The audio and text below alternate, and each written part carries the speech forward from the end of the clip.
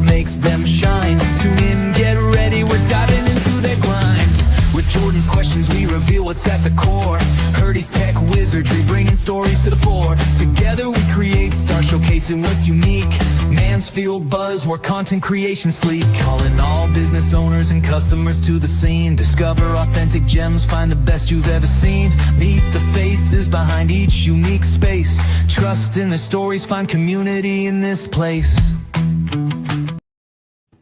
And then it ends. Hey, welcome everybody to the Mansfield Buzz. It is Thursday. It's 2 o'clock. You know what time it is? That's time because we are on every Thursday interviewing a new business or a business in the local Mansfield surrounding area here in the DFW area. And today we've got Bryce and we've got Robee, and we're going to be talking to them in a few minutes. But welcome to the Mansfield Buzz. If you've never listened in before in your life for the first time, great. You can comment with us. You can ask questions. We'll post those comments if you're really nice to us in the comments. We'll post those during the live show. And Bryce knows a little bit about production because she's been doing that for quite a while. So she's probably sitting there going, this looks familiar. So we're going to be talking to her in a few minutes. But guys, hey, listen, if you would right now, this is our handle at Mansfield TX Buzz on YouTube, but we're also streaming live, and a lot of people don't realize this. We're also on LinkedIn and Facebook today, streaming live. So if you have to be joining us on one of those other platforms, fantastic, but we like to push the YouTube out. But do me a favor, go subscribe right now, send it to 5 friends, and then there's a little thumb. It looks like this right under the video on YouTube. Go ahead and click that, like that, and it helps the Google YouTube algorithm let us know we have relevant content going, and it helps push it up in the search. And of course, the on-demand is always really huge with us, simply because people like to listen to stuff. Bryce and Roby, you know this. People like to listen to stuff on their own time. But the cool thing is you'll get to see the full recording on YouTube after this is over today. If you would like to be a guest on our show, we are now booked all the way through the end of October. We're looking at November and December slots right now, and I already had 2 people yesterday at the Mansfield Network Group say, come on, we need to do this in November. So we're already working on that. You can email me at hurdy@hurdyburke.com. Just put in the subject line Mansfield Buzz. I'll get back with you in the details for the show. So with that said, our next section is, before we get to Bryce and Robee, is our icebreaker section. We've already talked to them a little bit, so we'll be right back. Let me get to the media assets here, and here we go. Icebreaker.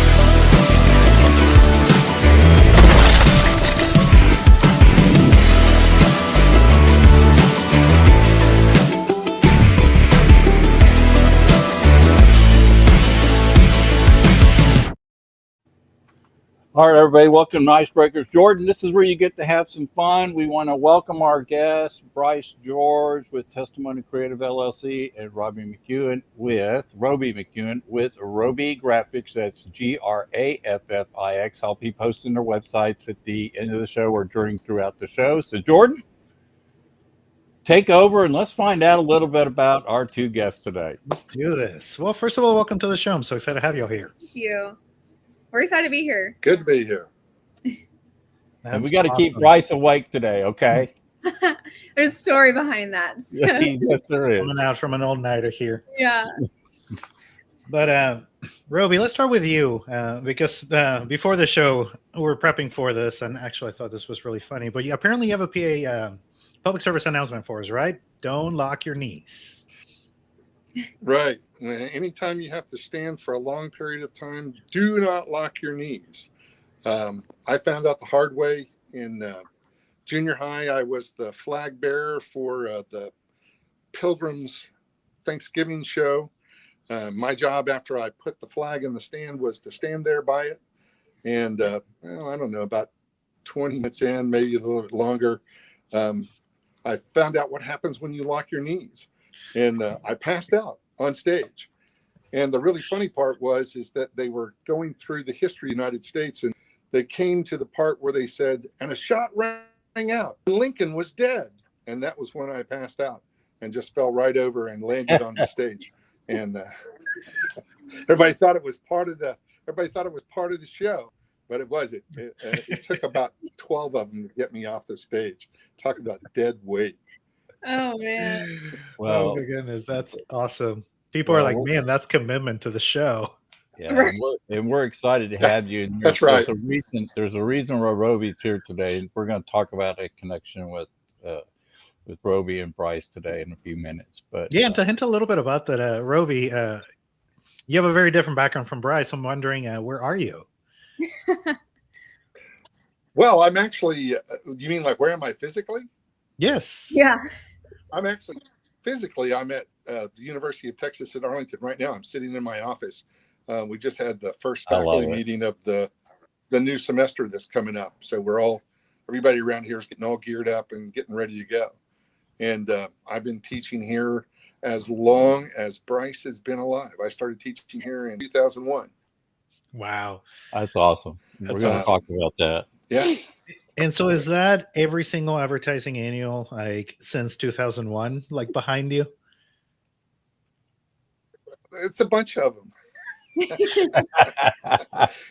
Well, yeah, you might think it's kind of funny, but I do give those to my students so that they see, what award-winning advertising looks like. Make them look at it, make them kind of, there's just nothing that beats flipping through a book, particularly a picture book.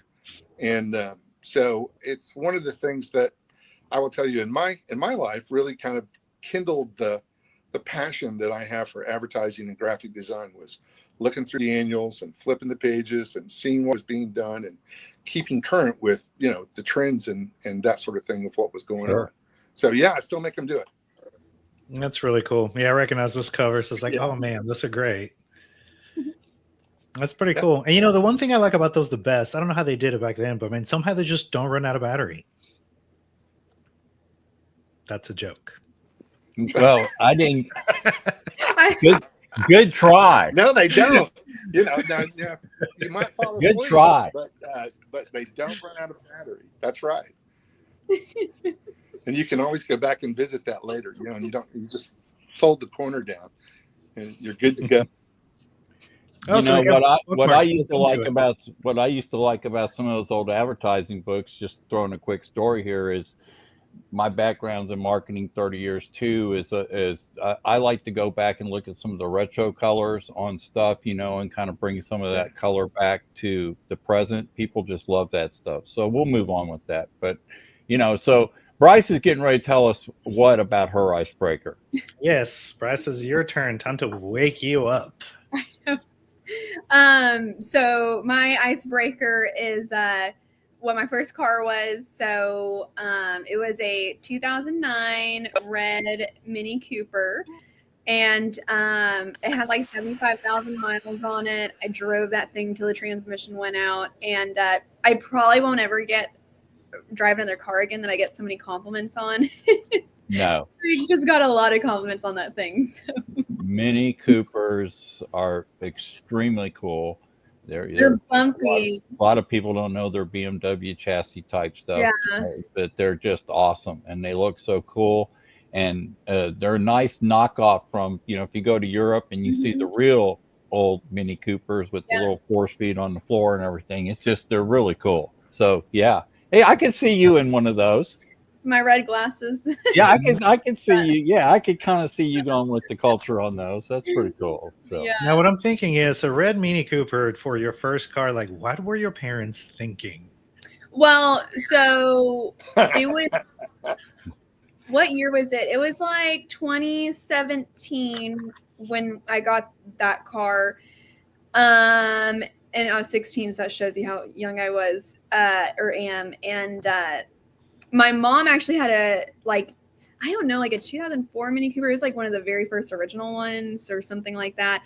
And she drove that to about 100,000 miles. She got into an accident for it. And originally that was going to be my car that I was just going to take over. And that's just kind of the whole backstory of that. I just love it. Cool car. That's a good first car to have. Yeah. So she just felt like she had to give you a Mini Cooper, huh? Since she wrecked yours. So. Right. Consolation prize was a newer Mini Cooper. Yeah. Exactly. That's really cool. Yeah, those are great cars. I have a friend that is swears by them. He's got a supercharged or turbocharged Mini Coupe, and it's like a hatchback, which I didn't even know that was a thing. And I saw it as like somebody took a chunk out of your trunk. It's like, oh no, it's the hatchback. I'm like, right. I mean, I've never had a car with more issues, but I mean, I drove it to like 115,000 miles, and oil leaks and all of that stuff. Yeah, But it's a high compression engine. Yep. yeah, but probably not the best person taking care of it. We're all marketers in here, so I think we can appreciate. Yeah, I was going to say this show's going to be interesting because I know. every single one of us sitting in here is background. This is what we do, and a lot of what we do is a lot of similar things, but it's interesting how we all have different roles in what we do online, which is really cool. So, but we're going to make Bryce the featured star of this show today. So, Jordan, let's hop into, let me pull that up to the first question. Yes. And so, I mean, this is really around how Roby and Bryce, how you two met. Now, hinted a little bit like you've been teaching for a long time. So you guys met in the classroom, right? Yes. Tell me a little bit about that. That seems like a cool story. I guess I'll go first. I was Yes. texting Robee the other day because it was Stratcom 2, so strategic communications 2. I was taking that the first semester back from COVID, so my junior year at UTA, and was in Robee's class, and I was going to community college prior. Like I went to UTA my first semester, then went to Dallas College, came back to UTA, so really didn't know anybody. And fell in love with that class. Robee was great. And it definitely, was not just a class that we did together. We also did the National Student Advertising Competition, which, we kind of dusted the cobwebs off of UTA. We hadn't gone to that competition in about 7 years, I think. And so went down to Austin, competed in that. You get a real world client. Our client was Indeed, the, job like application platform, create a whole advertising campaign on that, present it, all that fun stuff. And then kind of went from there to now working together in business. That's kind of my whole perspective of it. So in a nutshell. And Robee, where's your connection? Well, yeah, that's sort of kind of how it went. Every semester I get a new set of kids in my classroom, and her particular class, it was small. There were only, I don't know, there were maybe like 8, maybe 10 kids total. So it's very, very familiar, there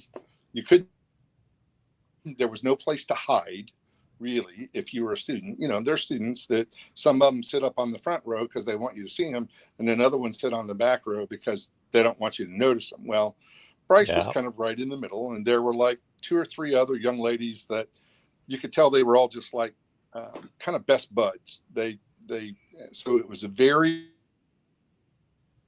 lively class. And what I teach in StratCom 2 is how to figure out what your strategy is in terms of promoting a benefit or a product or a client or a company.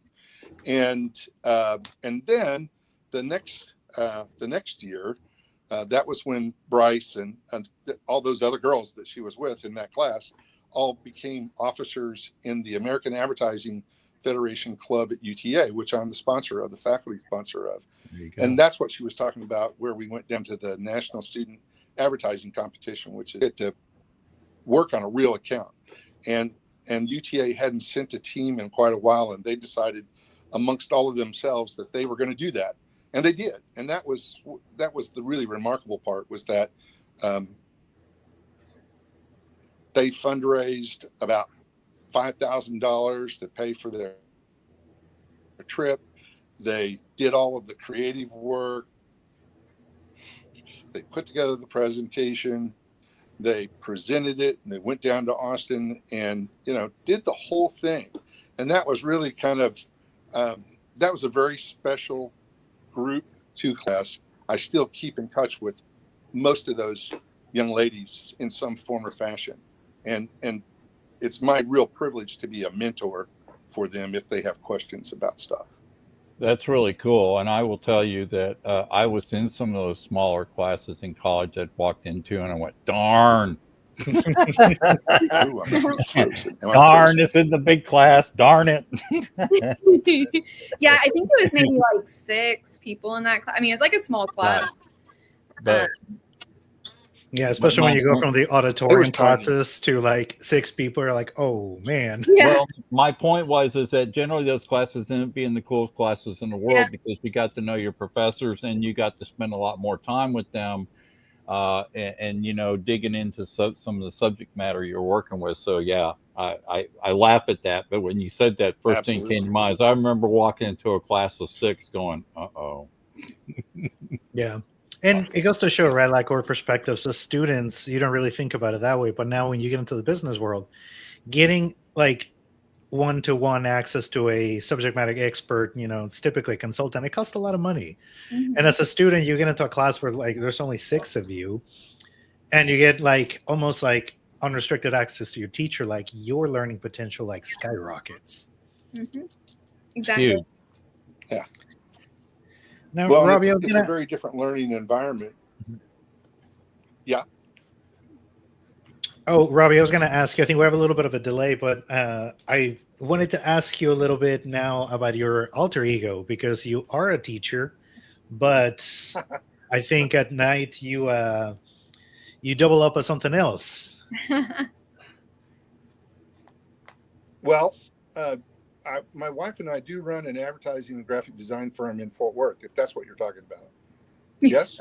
That's it. Sometimes I've been known to actually, okay. Well, sometimes I've actually been known to, this is another funny thing. I played the washboard in acoustic bands here in Dallas, Fort Worth. So, so I thought maybe you might have been talking about that. I thought, I don't remember Icebreaker number that, 2.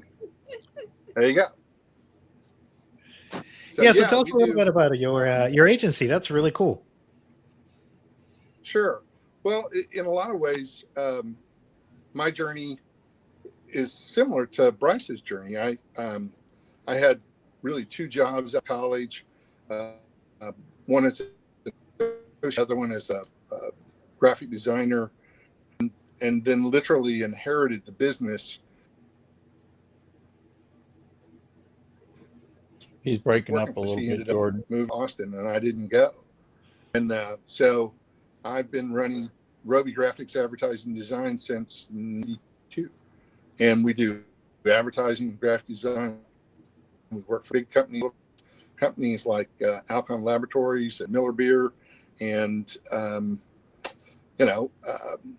Hadel Therapeutic Massage and different types of clients. So, and we do really all types of promotional materials and programs, including social and websites and digital and things like that. But our beginning was actually in the print world. We actually did annual reports and printed billboards and did all sorts of kind of things where you had to know what the specifications were of the things that you were putting together.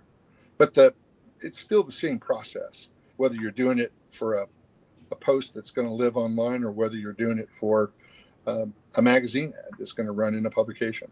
Sure. Do you find that now that the process has shortened, though? Like now the speed from conception to execution has like compressed significantly? Yeah. Sure. Yeah. Oh yeah, absolutely. Well, used to be there were places in the process where you would actually step off being creative and step off, concepting, and you would do the artwork, or you would make the production, or you would make the mechanical for the thing that was opportunities to put it in front of more eyes so that people could proof it. So the thing that I find that happens today is that things get through and sometimes there's misspellings or there's errors that wouldn't have normally, 20 years ago have gotten through, just because the process is exactly as you said, very condensed, because literally you're producing it as you're creating it. And that's what's really different about today versus 20 years ago. Yeah, AI's done a great job of learning how to spell, hasn't it? Yeah. Yep. Well, And it's put a an M baby. dash on just about It's everything. just a baby. It's just a baby. It doesn't know. It will, but it doesn't know now. Yeah, I ask So AI to spell it's coming. Hurdy all the time. Oh, I bless your heart. I bet. Thank you very much. That's good. All right, so that's really cool. And the one thing I heard out of that, Roby, was annual reports. I remember my days of being back in advertising when you had to put out the annual report, and the advertising agency that I worked for at the time, that was a big deal in the year. It's a lot of print, big thick book come out with all the financials, pictures to really brag about the company. That was a big deal back in the day. So now it's all online. Kind of funny. Yeah. Kind of funny. All right, Jordan. Yeah. Bryce is getting ready to share her secrets with us. I think Roby tries. Roby, what Go, did you Bryce. say there? You broke up. I think there's a tad of a lag. Oh, I think he's going to join back in. Okay. Yeah, he is. Yeah, he is. It's okay. It's all good. Like I said, sometimes when you're on the bandwidth, it's not connected to a Cat 5 or something, or he's in an area where it's being shared. You're going to get He's this. in But the it's- UTA tunnel of doom. yeah, That's- but that's okay. It's all good. So we'll just move on with Goodness. Bryce. It's until an he comes entirely back in. brick building. Like nothing gets through there. Yeah, it's like still stuck in the 1980s. I loved UTA. Like I had such a great experience. But Yeah, good school. Yeah. So Bryce, not to jump to you, I guess you didn't heed Roby's advice, and then you yourself step into the world of entrepreneurship. Yeah. What I like to ask people all the time is, you can go somewhere where they'll tell you what to do. You do it. You don't have to figure anything else out, and they give you money. Right? It's called having a job. And instead, you went off the path and went to a place where you have to figure everything out. Mm-hmm. You have to do all the hard work, even the stuff that you don't know how to do. You got to figure out how to do it. And then after that, you got to go turn around and sell it so you can make money. Right. So what in the world possesses you to take this route? Yeah. So, I started somewhere during my college years where I was an internship, and I was blessed to be able to graduate into, that role. And then, I was the marketing manager, but really wore all hats of janitor to, operations to HR, all the things. So I've been doing that the last 2 years, essentially, running another person's business. And I gained so much experience from it in video production, podcasts. On paper, I'm advertising and PR major, but I really got into the whole world of video production and entrepreneurship. Really, I was the one doing the invoicing. I was the one trying to make sure we, hit payroll and all of that. So I said, if I'm doing this for someone else, I could totally do this for myself. So that's kind of what made me step into that decision. And it has been so rewarding. I'm really, really grateful for it all. And, so Testimony Creative, we do all sorts of, I don't want to get too deep into the weeds, but we do all sorts of social media and marketing and websites, all that fun stuff. But really how Roby played a role in it is that, Roby and I would either get monthly to quarterly lunches, since graduation, just keeping up with each other. And, I really leaned on Roby for kind of helping me, confirm if this was too crazy or if it was just crazy enough and to do it all the way. And everything from creating the name of the company to helping me understand the LLC process to creating the branding for it. He really played a whole role in that. And I don't think I could have done that for myself. Yeah, and I'll even go back. I was just thinking back. I started in 2009, right after my corporate gig, and I I remember thinking, man, there's so many things you have to do, and there's so many, you need people in your life. So I got really lucky. I happened to bump into a John Maxwell certified coach. It's still now been my coach since 2010. Okay. It's nice to have somebody to bounce stuff off of, because you just want to make sure you're making good decisions as you grow into your business, right? So good for you. So good for you. You've got somebody you can rely on and have conversations with, and Yeah. have a history to help you with the business. That's really cool. Yeah. That's really cool. I'm lucky. He has done it for a year or two. So. So Roderick Rules Coaching says Bryce always wears the coolest glasses, just so you know. Thank you. Hi, Roderick. Yeah. That's awesome. Everybody people needs know a it. calling card, right? Yeah. Yeah. Now, Bryce, if you ever get LASIK, you're still gonna have to wear glasses. Okay, I know. So I actually just went to the optometrist. This is the whole thing. Like, I'm actually getting different glasses. Like, I have not gone to the eye doctor just because I don't want to get rid of these. And honestly, I need new frames because, like, puppies chewed on them, all kinds of stuff. But yeah, I wouldn't even do contacts. Like, I love wearing glasses. Yeah. So question for you, since I'm gonna put a funny in here. So how many pairs do you have, and how many different colors do you have, or do you just wear one? I only have this, and my sunglasses are prescription, and I always save like the last year's pair, like the pair prior. But no, this is it.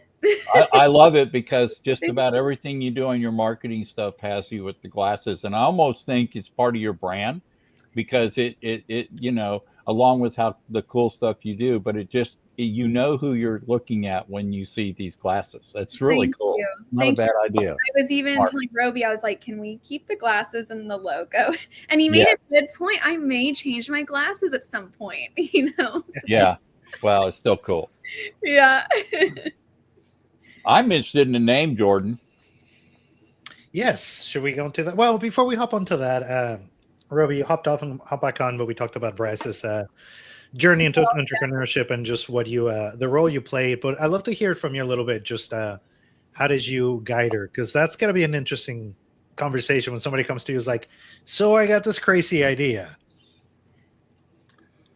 Well, yeah. Well, hopefully, that's really the best place for us to be, whether as a professional or as a teacher, to have somebody come to you and say, I have this idea and I'm not sure how to kind of approach it, or how to make it happen, or bring it into reality, or to give birth to it. And I will tell you that I was fortunate enough that I had a number of people that were mentors for me when I was in college and just out of college, that were just extremely generous in terms of the amount of time and effort that they were willing to just give to me. And so for me, it's real important that I kind of pay some of that forward.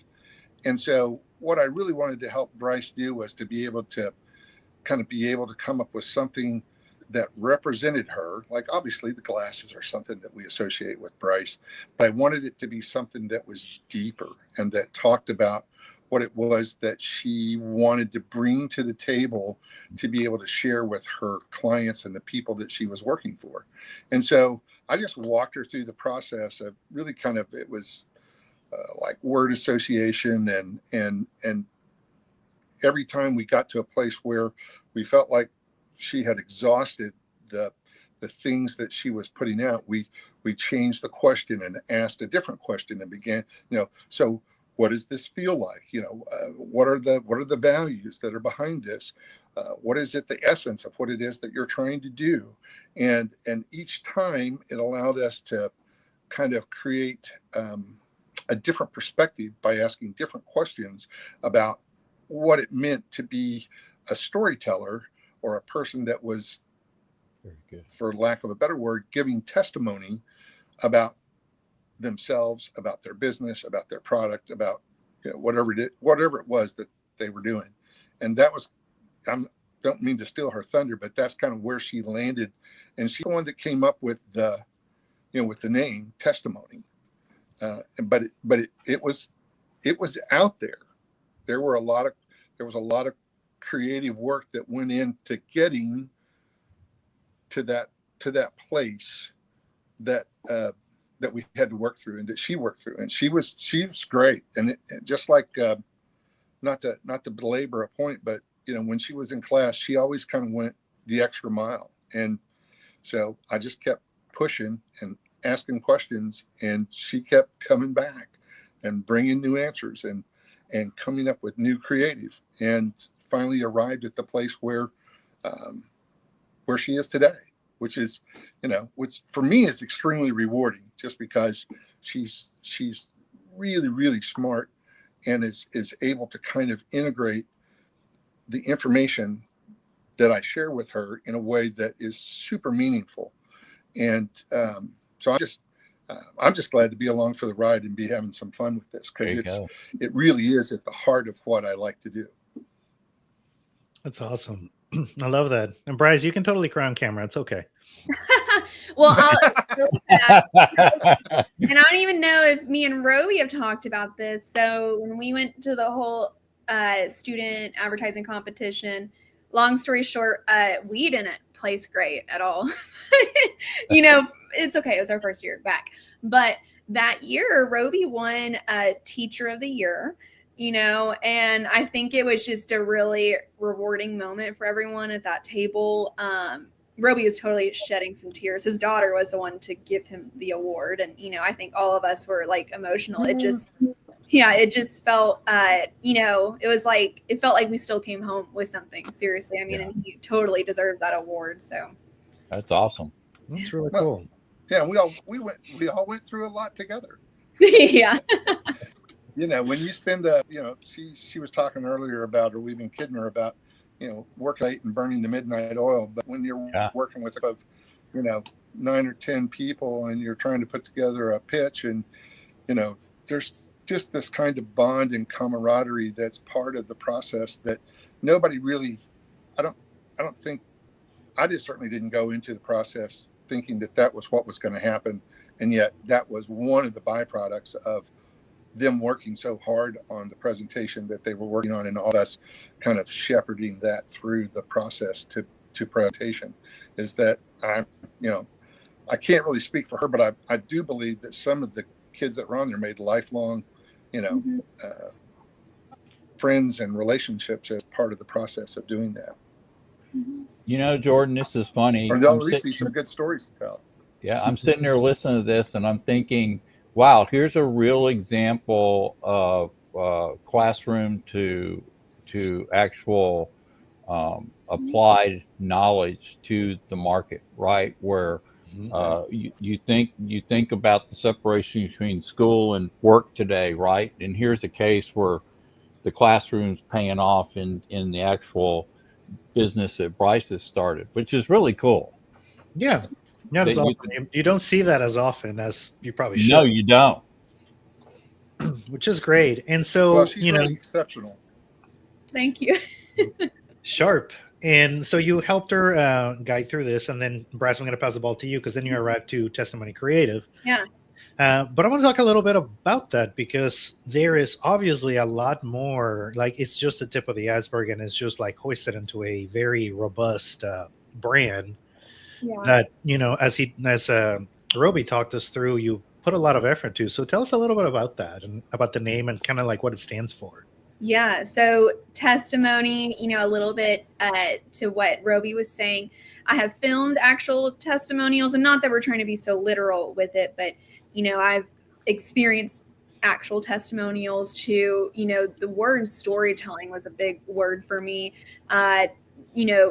Trust, relationship, honesty, those are really big key words and values for me. And again, we just finally landed on the word testimony. It was like, this is it. I don't care if anybody says it's weird or like that it sounds like church. I've heard it, I don't care. Like, that's the word.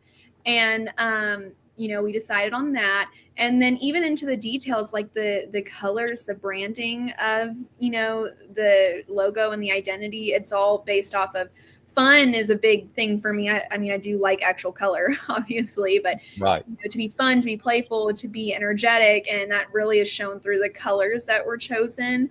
But so at the end of the day, you would see it if I ever passed out a business card, which Roby designed and made. It's the right hand. You'll see an icon of the right hand. And it says the truth, the whole truth, nothing but the truth. And, again, at the end of the day, my job is to help a brand, a business, tell their story, tell their true story. Right. So we do that in every, sector of social media, website design, Google and Meta ads, and then Roby really comes into play with this is, he's really my partner on all like creative design work, specifically logos, but it goes much, much further than that. Sure. And, I think when you like know confidently enough that, I could quote unquote make you a logo. Not sure if you want to use that. I wouldn't recommend it, but I know somebody who does, and they're great to work with, and they have a great resume and portfolio. And that's really where Roby comes into play. We recently just acquired a new client. That's exciting. And, that's the goal. That's what we plan to keep on doing.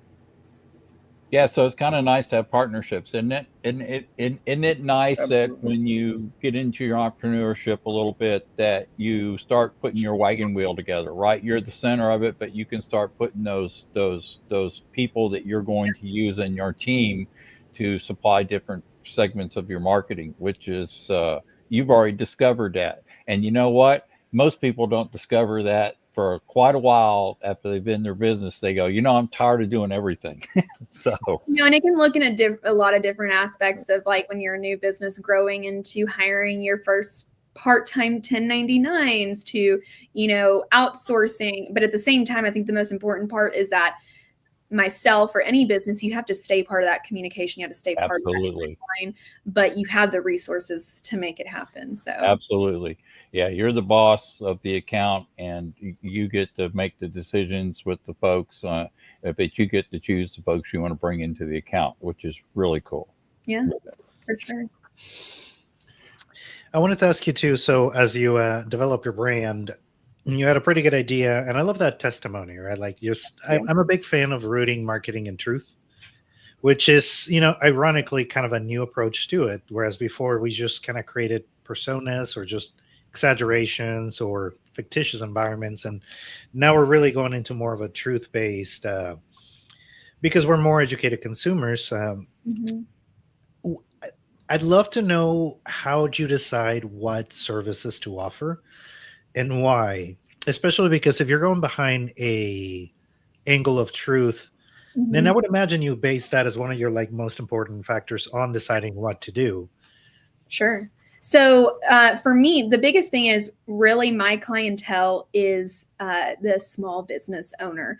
Of course, we have the capability, worked with a very large client, yesterday, last night, we had the capability of that, but I am made for the small business owner. The idea in mind is that if it was needed, to hire someone that's really that, one-stop shop that really can do everything that, say, a full-time marketing manager or something of that nature would do for them, that they can achieve that with my services. And again, honestly, I have had clients come to me saying that I just spent $40,000 last year, entire 12 months on all things marketing, but it didn't really get them anywhere. They're not satisfied with it. It wasn't a good experience. And like, that's another thing. Another hurdle is, a lot of people are almost scorned. It's like we're car salesmen in a way. And it's like having to prove that experience is not the same with every company. Absolutely. So you Jordan, just made yeah, go ahead. Sorry, Roby. I was just going to say, I think the word that Jordan is looking for is authenticity. Authenticity rings true. Yes. Whether you're using social or whether it's in print or whether it's on a video, people know and can feel and can sense, even if they can't necessarily articulate, when something is authentic. And I think that's one of the things that Bryce is truly very gifted at in working with small entrepreneurs and business owners, is being able to translate their vision and their thoughts into a message that rings true for them and seems authentic. And authenticity is very hard to come by today, because so much of what we see, not just in advertising, but in social media in general, and then the environment and news and that sort of thing, is it's hard to sort what's real and what's not real, what's authentic and what's not authentic. That's right. I've seen the web as, back in the day when I started marketing, I was more tactical. It was about doing certain things to get certain ranking. Now it's got a trust currency to it, meaning that it's got to be conversational. It's got to be personalized. It's got to have some authority and trustworthiness to the process, because these clients, and Bryce, you know this because I know you've already bumped into it, is you've got these companies pounding these small businesses. They sign up for some dumb something and they get taken to the cleaners, and you've got to go in and build the whole trust factor back over with them from the ground up, because they don't trust anybody now in marketing, right? So we're in a tough place, because usually these small businesses get hammered. Yes. And they think they're doing the right thing, then all of a sudden $18,000 later, no results, right? Or nothing, and no personalization, and not the right kind of content. So it's just crazy. So I'm glad you're in this business, and you don't do stuff. You lay on the floor in front of green screens, you jump up and down on your bed. Let's see, you sit in a chair holding a phone. Yeah. You bring kind of what I call the crazy cool side to the marketing. You're willing to step outside but stay within your personality, and I think that's a gift. And I just wanted to compliment you on that, because everybody has the way they have to market something, right, to build their brand. But in your case, it's always people don't realize how much I keep up with them online. There's certain people I will follow. You're one of them, because I think you've got a lot of energy, and I think it's really cool. When I first met Jordan, it was the same way with him. I saw some real cool things, some ideas he had, and creativity. So, congratulations, because you do make it fun, and it's obvious. So that's the point. Seriously, I mean, it's tough, like this whole world. Entrepreneurship, it feels like imposter syndrome, like saying like I'm an entrepreneur or whatever. But I mean, if you're not loving what you're doing and having fun at it, I mean, you got to find something else, Yeah, and it's just really, in today's world, with all this AI stuff coming, the human touch still needs to be part of the marketing. Getting in front of the camera like you like to do, and these storytelling things are just really cool. So Jordan, thanks for letting me interrupt on that. But I just wanted to throw the trust currency in there, because it just seems like that today. The companies that last will be the companies that take care of their clients, and they will be bragged about by their clients to their clients. So yeah. And to underscore Roby's point, authenticity is a big part of it. Huge. Yeah. So Roby, I wanted to ask you too on that point too, because obviously Bryce's logo is not the first logo you've designed. Yeah. But I wanted to talk to you about what makes not just a good logo, but what makes a good brand identity. Because I think a lot of people tend to think that a brand's identity, a brand strategy is a logo. And I mean, that is just a representation of a much bigger thing. And you touched up a little bit when you talked about your process with Bryce. So I love it if you could take us along a little bit of that, so we can understand better what is a brand. Right. Well, I always like to quote Adams Madroika. It was they used to be a ad firm out in California, and they said that their quote was, "A logo is not a brand unless it's on a cow." And so, and I think that's a real accurate. It's a real accurate statement. The logo is really just a very small part of the brand identity of a company. A really good logo says something visually about the product or the company or the service.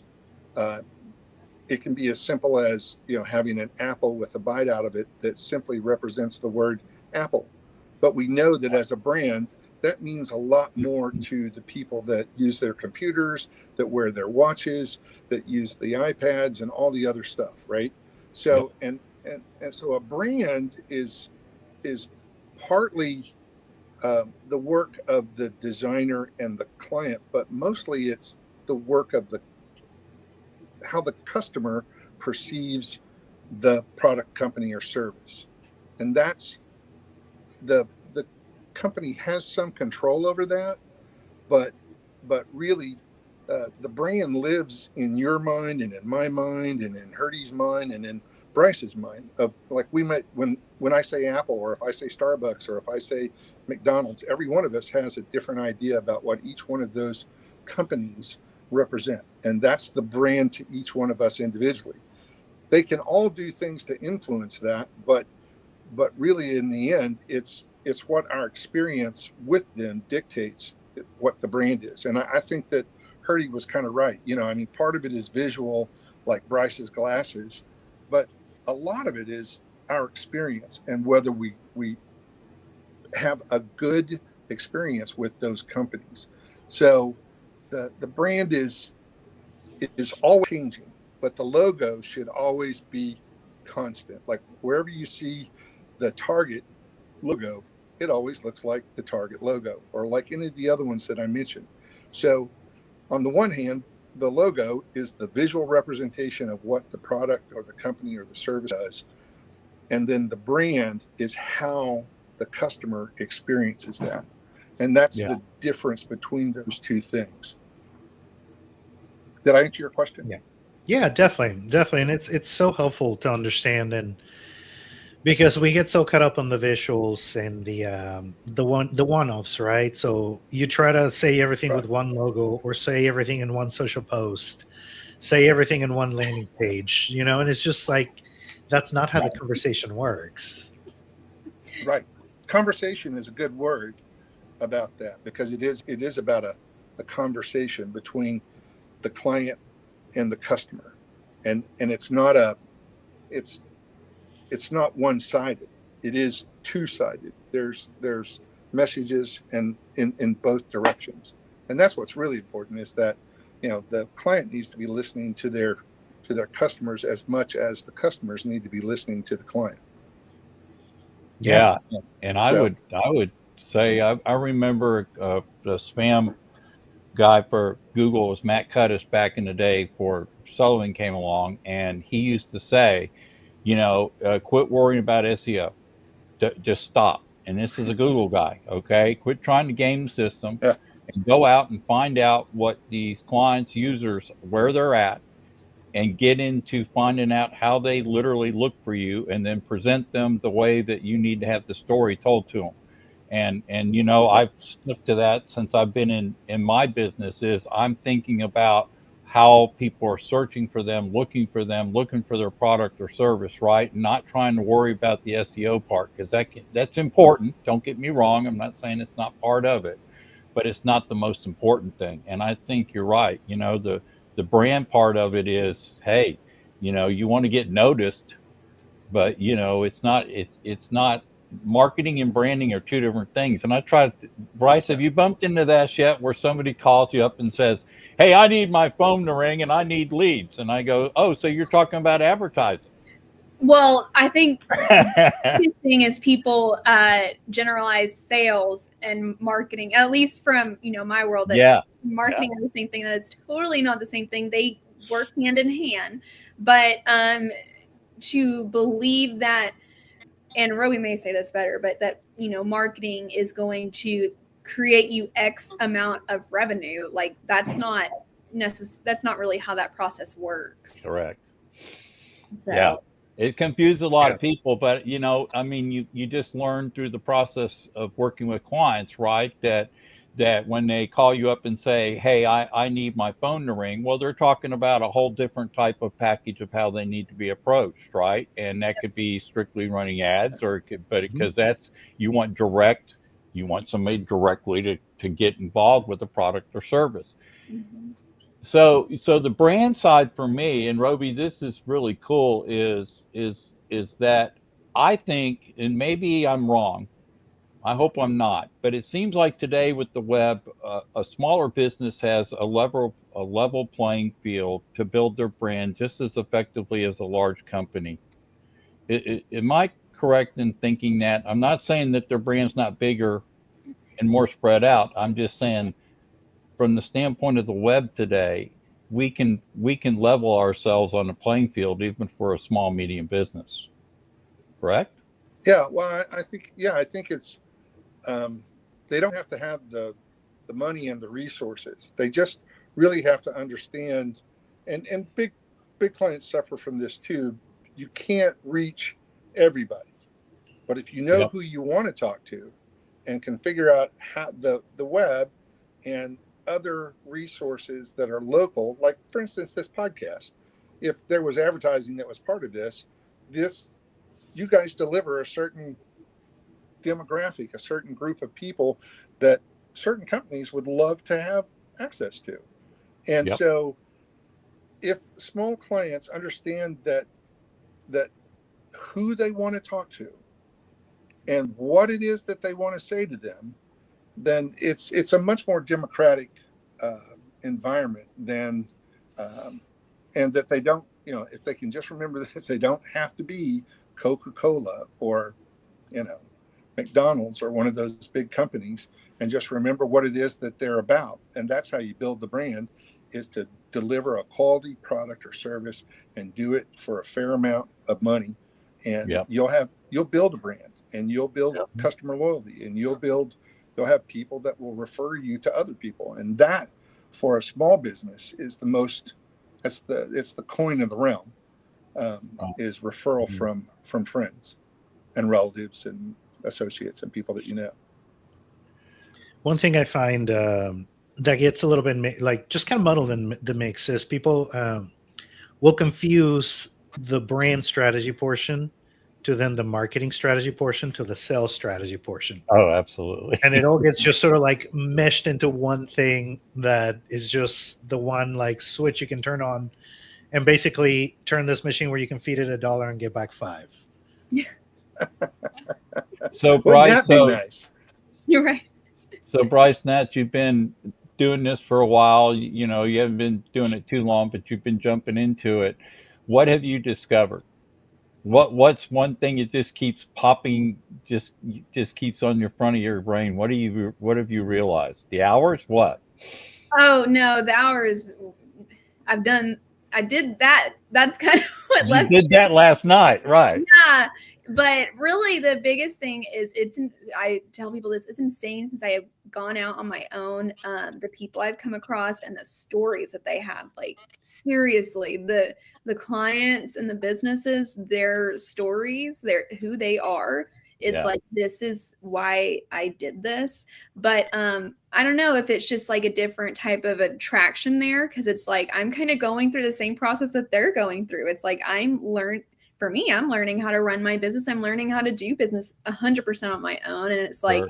it's very much that kind of parallel journey that we're getting to walk in together. And the biggest thing that's just like, an aha moment to me is just, the stories that people share with me. And it's full circle. It all just makes sense.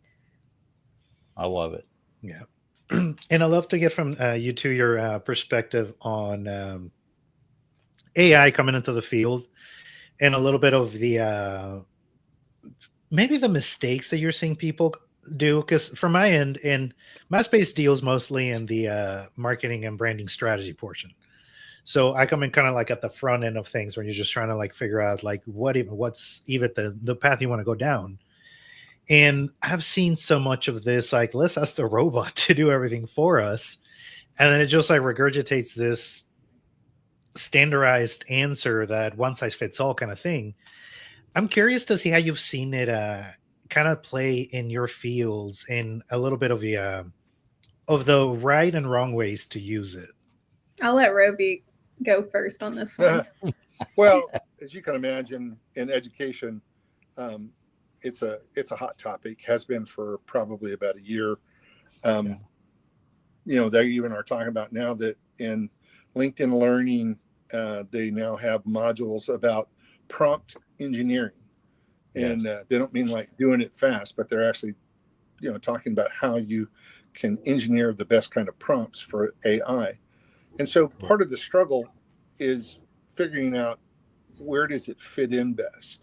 Obviously, for artwork, it's not really great right now. Derivative it's derivative, and there's just a lot of anomaly. And I think, Herdy alluded to it too, about it doesn't know how to spell. It's so somebody, you still have to look at it.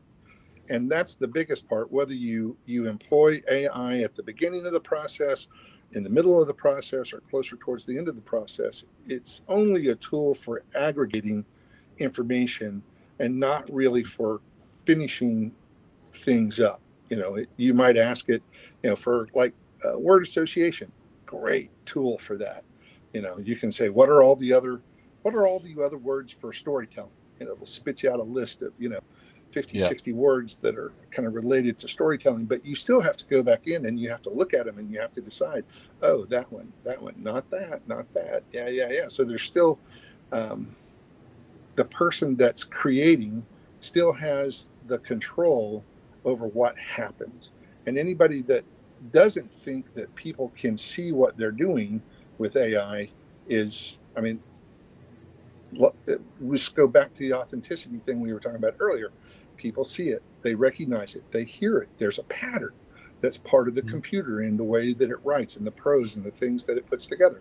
So the person still has to interject themselves into the process of creating at some point, and can't rely solely on AI as a means of achieving the thing that they're trying to do. And it's just not there. It's not. It's analogy. 20 years ago, there was not enough computing power to really do animation of hair and there was none. And sky and all that sort of stuff. Yeah, no, there just really wasn't. And now there is. Now we don't. Now the animation is crazy good, and that's kind of where we are in AI. It's real young. It's in its infantile stage. It doesn't. It's not. There's just not enough for it to be to go beyond our ability to detect the fact that it's machine made. Yeah. And that's so for now, that's kind of an issue. And so it's going to be the people that figure out how to really kind of integrate that and use that to help them tell a story, but combine it with already proven traditional means and methods that will be successful utilizing AI in their day-to-day. Great answer. That's what I think. I think right on. Perfect. I like it because it's what about you? Do what? What about you? What's your hot take on it? Well, really kind of adding to the last part of Roby's, I graduated right before I feel like AI really blew up as far as utilizing that for some people writing papers and all that.